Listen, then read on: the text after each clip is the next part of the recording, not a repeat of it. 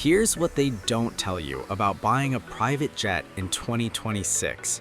You don't need to spend $20 million on some plastic composite toy to get across the ocean safely. There is a reason why pilots call this specific machine the tank. It's not the fastest, it's definitely not the prettiest, but if you skip this video, you might end up blowing 3 times the cash on a jet that can't even handle half the payload this legend can. So, we are looking at the Hawker 900 XP. By 2026 standards, this thing is technically a dinosaur. Production stopped way back in 2012. But here is the crazy part. Looking at the used market right now, demand for this specific airframe is actually holding steady. Why? Because they simply don't build them like this anymore. We are going to rip this plane apart, figuratively speaking, category by category. We will look at the performance, the cabin reality, the cockpit tech, and the hard cash numbers you need to know for 2026. If you are a business owner or just someone obsessed with aviation, you need to understand why this old-school metal bird is still bullying newer jets off the ramp. Let's get straight into the meat and potatoes, performance. When people talk about Hawkers, they talk about weight. This aircraft is built from traditional aluminum alloys, and it feels heavy because it is heavy. But that weight translates to stability. Turbulence that would toss a light jet around like a salad barely registers in a 900 XP.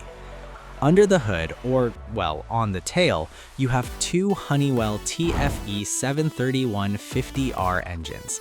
Now pay attention to that 50R part. That was the game changer. The older Hawkers, like the 800 XP, were great, but they struggled when it got hot and high. If you tried to take off from Aspen on a summer day, you were leaving passengers or fuel behind. The 900 XP fixed that. These engines pump out about 4,660 pounds of thrust each. That doesn't sound like a lot compared to a Gulfstream, but for a mid-sized jet, it's exactly what the doctor ordered.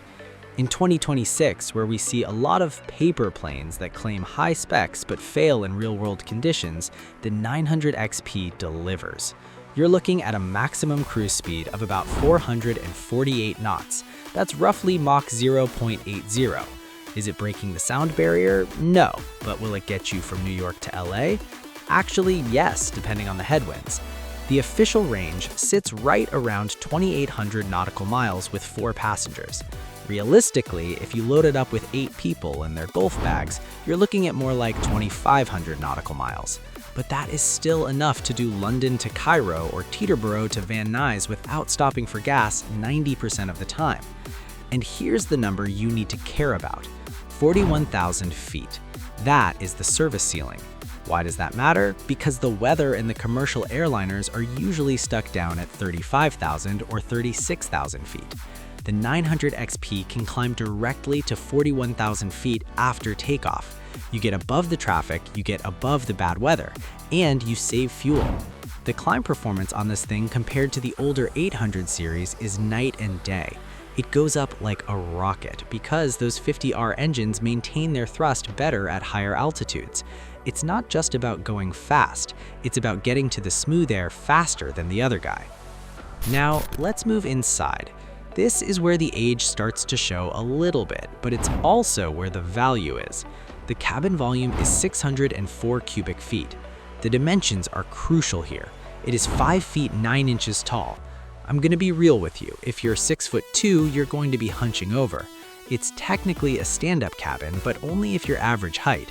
However, once you sit down, it's a palace. The cabin width is 6 feet. That's wider than a lot of the newer jets in this category.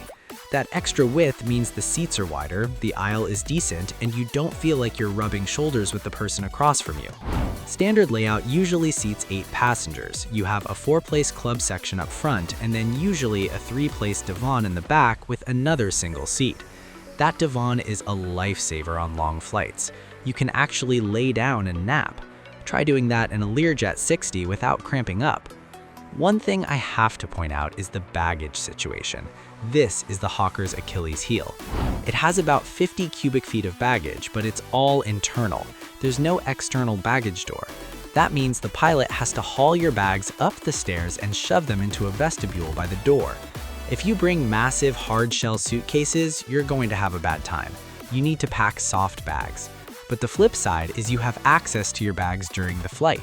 Need your other jacket? It's right there. You don't get that in a jet with a tail cone locker. Also, let's talk about the lavatory. It's fully enclosed, usually belted, which means it counts as a legal seat for takeoff and landing.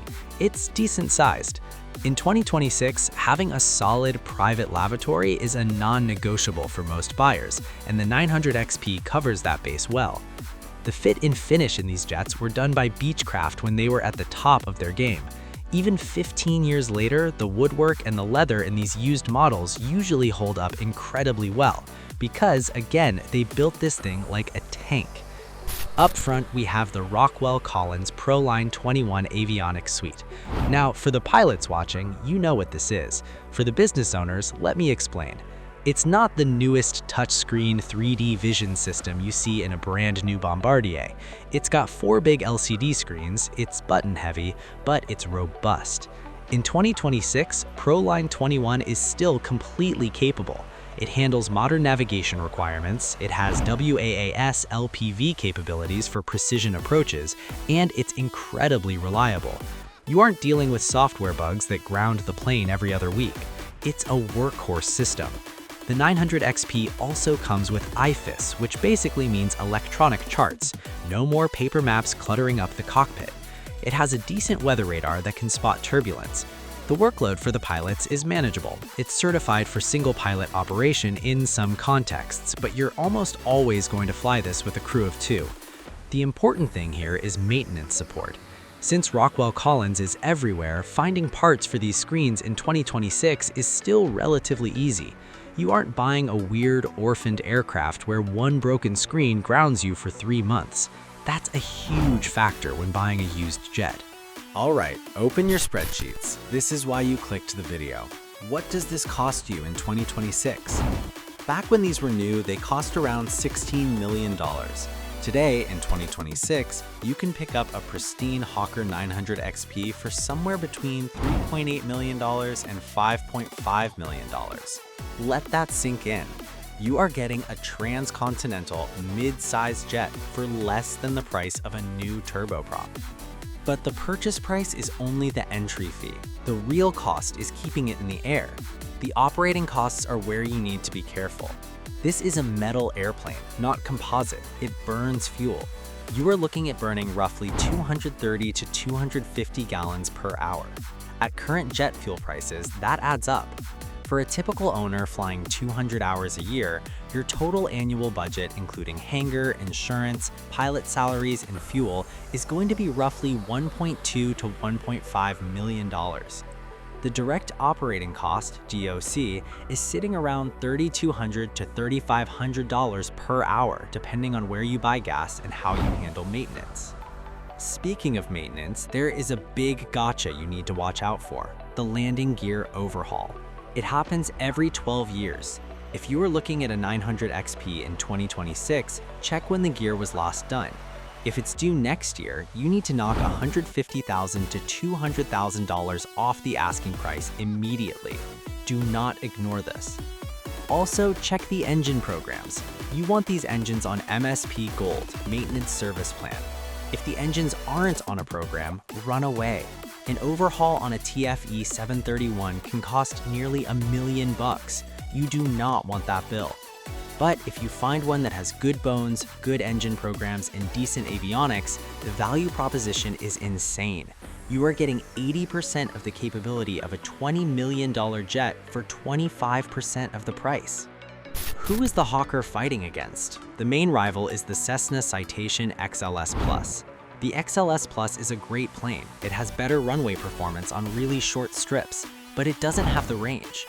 The XLS Plus is a coast-to-coast plane only if you stop for fuel. The Hawker 900 XP does it non-stop. Then you have the Learjet 60XR. The Lear is a rocket ship. It climbs faster and flies higher, but the cabin is tiny. It's a tube. If you have claustrophobia, don't buy a Lear. The Hawker feels like a living room compared to the Learjet.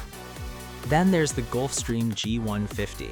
The G150 is actually faster and has great range, but the cabin shape is weird. It's oval, so you lose headroom on the sides. Plus, Gulfstream parts come with Gulfstream prices. Hawker parts are expensive, but they aren't Gulfstream expensive. So here's the verdict for 2026. The Hawker 900 XP is not the newest kid on the block. It drinks a bit more fuel than the modern stuff. The baggage loading is a pain in the back, literally. And if you're tall, you'll have to duck. But it is built like a fortress. It has the range to save you a fuel stop, which saves you 2 hours of travel time. It has a cabin that is wide enough to actually conduct business in, and most importantly, it allows you to enter the mid-size jet market for under $5 million. In a world of fragile composites and overhyped tech, the Hawker 900 XP is a piece of heavy metal that just works. It's the tank of disguise. If you want flash, go buy a Phenom. If you want to get 8 people to a meeting 2,500 miles away without breaking the bank or fearing a little turbulence, this is your bird. It's the best bang for your buck in the sky right now, period.